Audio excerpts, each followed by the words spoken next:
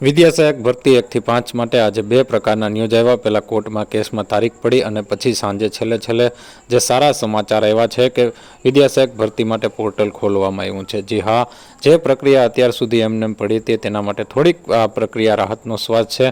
હવે જે પીટીસીના દ્વિતીય વર્ષના વિદ્યાર્થીઓનું પરિણામ આવી ગયું હતું, તેમના માર્કને લઈને ઘણી બધી વાતો હતી કે માર્ક ડાયરેક્ટ અપડેટ કરી લેશે, પણ એવું નથી।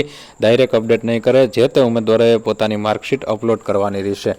આગામી 13 તારીખથી 16 તારીખ સુધી એમ 3 દિવસ સુધી આ તમે 13, 14, 15, 16 4 દિવસ આમ તો કહેવાય, આજનો 13 તારીખ પૂરી થઈ, હવે ઓનલાઈન અપલોડ કરી શકશો અને ડીએલએડના ઓનલાઈન જે માર્કશીટ છે એની સ્વપ્રમાણિત કોપી છે એ અપલોડ કરવાની રહેશે।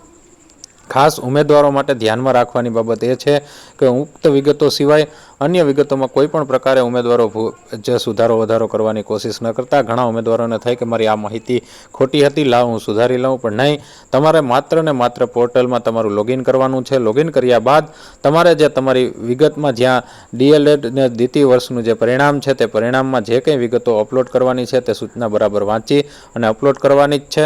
અત્યારે તમારે ક્યાંય પણ કોઈ પણ જગ્યાએ તમારી જે પરિણામ છે જમા કરાવવાની એવી કોઈ સૂચના છે નહીં, માત્ર અપલોડ કરવાની છે। જ્યારે પણ ભરતી પ્રક્રિયા ચાલુ થશે ત્યારે તમારે રૂબરૂમાં જ્યારે તમને બોલાવે ત્યારે તમારે તે ઓરિજિનલ રિઝલ્ટ ત્યાં રજૂ કરવાનું રહેશે।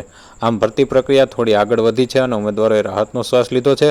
હજુ પણ કોર્ટમાં 20/7/2026ની તારીખ છે અને હવે પછી એ જોવાનું રહે કે જે 700 લોકોએ ઓફલાઈન ફોર્મ ભર્યા છે તેને ક્યાં અટકે છે કે તેને લીધે પીએમએલ અટકે છે કે પીએમએલ આવે છે, એ સમય બતાવશે। પણ આશા થોડી જાગી છે।